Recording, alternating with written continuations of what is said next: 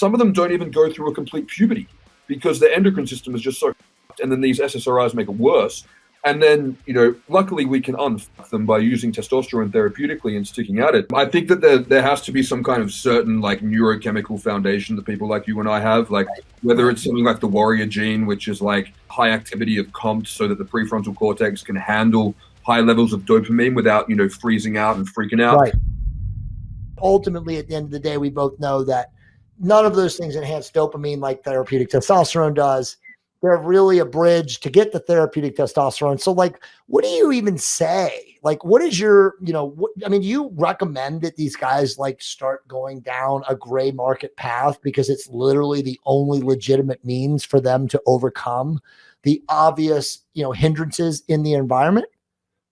Whatever means necessary. Absolutely. I'm working on my book at the moment, and I'm really advocating that men under the age of 30 do pursue testosterone optimization therapy, particularly when mental health and physical health has been compromised. I think that, if you can find a doctor who will write the script, then obviously that's the best option, 100%. But I think that at the stage that these guys are at, it needs to be obtained by one means or another. Unfortunately, back when I was, I started at 24. And luckily your first book was out.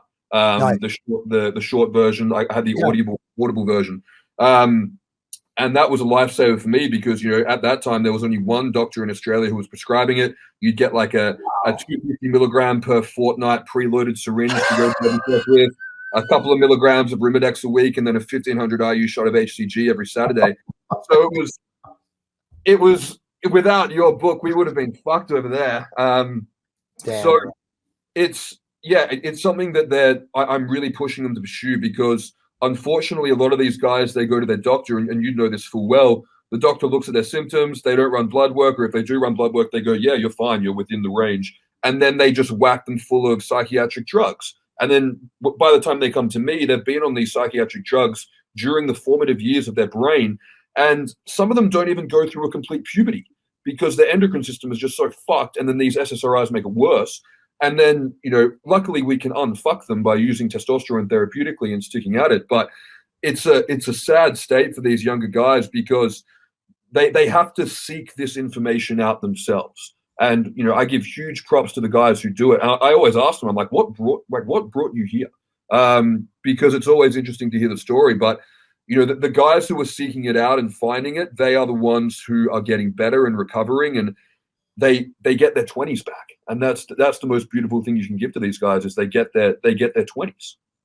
If you've just started TRT, it is completely normal to feel overwhelmed and confused. There's a lot of new territory to cover, and there is a lot of conflicting information. I wrote TRT 101 so that you can have everything that you need to know in an instruction manual in one place that you can refer back to, that you can have all the questions answered before they even come up. TRT 101 is my best practice approach for TRT from start to finish, and it contains everything that you need to avoid all the challenges and pitfalls that I've seen come up in my clients over the last 5 years. You can check it out via the link below. Dude, you are so wise beyond your years. Okay, so let me ask you, we're going to go off a tangent now because this is Jay Campbell and Dave Lee. Mm-hmm.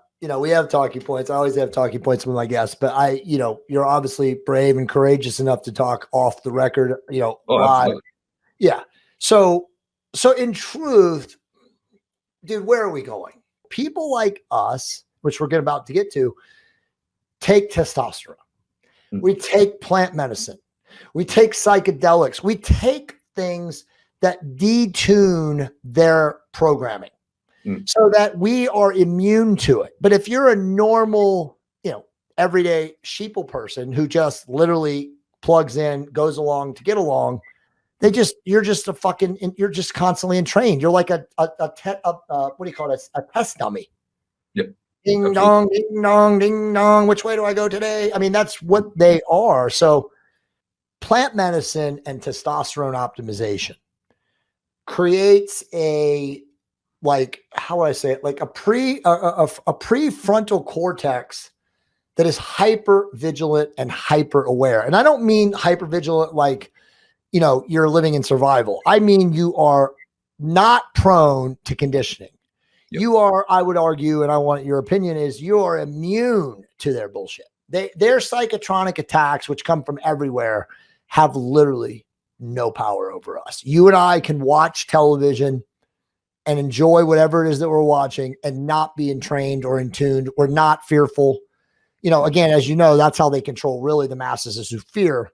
Yep. But it's interesting, and I'm glad I'm having this conversation with you because not a lot of people talk about this. There are some of us that cannot be programmed, bro. We are not capable of their programming. And I've always questioned, my reality of like, what is the separator? And I have found over time, speaking to high level folks like yourself, that we all share these common precepts. We're we're physically optimized, which allows for the spiritual downloads. And then all of us are open to using psychedelics, ergogens, going on shamanic experiences. So all of these things literally detune the programming, the hypnotic frequency as what I call the human central computer, and attune us to what is, which is so much more than the matrix programming. But your thoughts on that? I think it's a combination of a lot of things. I think it's like the perfect storm of a bunch of factors that contribute. I think that there has to be some kind of certain like neurochemical foundation that people like you and I have, like whether it's something like the warrior gene, which is like high activity of COMT so that the prefrontal cortex can handle high levels of dopamine without, freezing out and freaking out. Right. I think that might be a factor. I mean, for me, the first CD I ever got when I was 5 years old was a Green Day album. So I've been into punk rock. So I've been predisposed to putting the middle finger up to things since I was a child. But I think having a DMT-based experience of some sort is very important. And whether you get that through, a near-death experience or through something like ayahuasca or through, regular DMT or however you do it, I think having that kind of activation in the brain opens new pathways and connects things in a way that makes you look at a world that it's kind of like once you've gone down that road, and if you're set up the way that people like us are set up, it's kind of like you don't have a choice. It's kind of like you're pulled out, and you can't, even if you wanted to go back in, you can't. And it's for me, I was looking for that, so I was fortunate that it didn't hit me hard. Like I did my first ayahuasca ceremony the day I finished rehab for my head injury, and it was the most beautiful experience I've ever had in my whole life. But I had 2 near-death experiences before that where I entered the DMT realm, so I'd been there before. Sure. But once you've kind of had that experience, once you've connected in with that realm and that space, and once you become aware of who you are and your lineage of ancestry, it's kind of like you can't go back to the beep and boop and the 9 to 5 and walking through the world anymore. It's like it's that you've got to go deeper, because otherwise nothing makes sense. You're kind of in this limbo. So it's like you've got this choice. It's, do I stay lost in this world that makes no sense, or do I go deeper into this new path I found? And I think some people who are afraid can stay lost, and then they can develop all kinds of issues around that. But I think people like us go, well, where does this go? And then we go deeper. Most men would want to be more confident. Most men would want to put on more muscle and be leaner. Do you understand what you are getting into with this? Because from a surface level standpoint, testosterone is a very easy thing to sell or be sold to men, because they want to have more of the things that they associate as a byproduct of more testosterone. I still don't recommend people trial TRT. I think it's a commitment that people should make.